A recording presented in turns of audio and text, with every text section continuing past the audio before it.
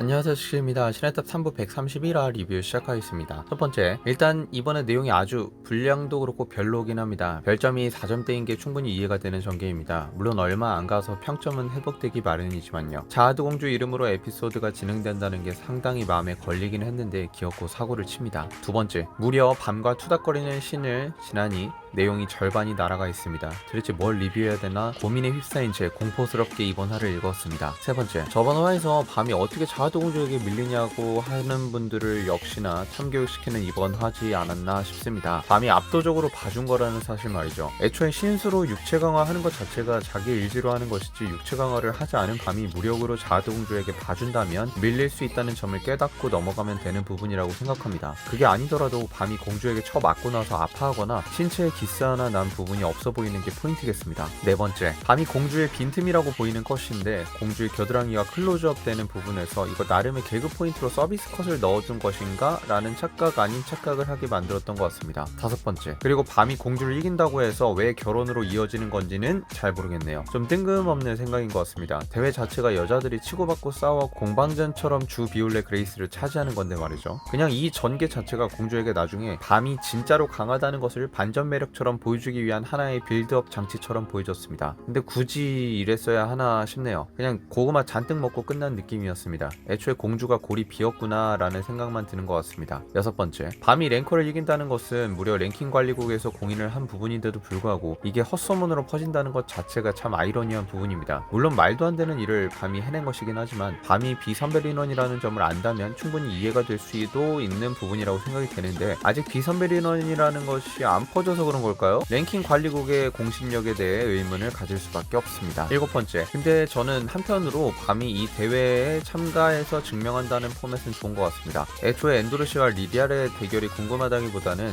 밤이 모든 가문 앞에서 자신의 강력함을 증명하는 것이 사이다 전개에 필요할 것 같다는 생각이 듭니다. 여덟 번째, 하진성이 밤이 가문에 편입되지 않게끔 하는 방법은 공주가 제안한 방법과 비슷하다고 하네요. 밤이 직접 상대자들을 모두 이기는 것입니다. 확실히 공방전 때도 밤이 직접 승리함으로 비올레 타이틀을 벗어던지고 밤으로 다시 돌아올 수 있었던 것처럼 이번 대회도 밤이 어떤 가문에도 속하지 않고 협박당하지 않을 기회가 될 수 있다는 것이죠. 아홉 번째, 포비더 가문과 라엘의 얘기가 나옵니다. 별궁이 따로 있는 것을 보면 벨레리르라는 랭커가 가문 내 상당히 높은 위치에 있다는 것을 알 수 있는데요. 그런 자가 라엘의 방문을 그냥 받아들이는 것을 보면 라엘이 진짜 가문 내에서 엄청나게 높은 자유도를 허가받았다는 것을 알 수 있습니다. 그리고 벨레리르도 라엘에게 호의적인 태도를 보이네요. 라엘이 구수장의 비호를 받고 있다는 것이 점점 더 확실해지고 있습니다. 열 번째, 원래 포비더 가문의 설정에는 연구회라는 것이 있는데 여기에 뮬러브도 포함되어 있습니다. 근데 작중 독서회라는 명칭이 나와서 이게 연구회에서 독서회로 변경이 된 건가 싶은데 독서회 기간이라고 말하는 걸 보면 연례 행사처럼 느껴집니다. 단순히 30분 정도 하고 마는 것이 아니라 며칠간 이루어지는 것 같습니다. 아직 연구회라는 설정이 바뀐 것은 아닐지도 모른다는 생각입니다. 벨레리르는 가주의 직계로 보입니다. 11번째, 에밀리 대화창에서 알 수 있는 점은 로포비아 랭커들의 구속을 진행했던 랭커의 이름이 마테일 수 있다는 점입니다. 그리고 저 메시지들을 보낸 인물은 포비더 가문의 랭커겠네요. 가주에게 부탁을 할 수 있을 정도의 랭커라니 라엘의 포섭력이 대단합니다. 얼마나 스며든 건지.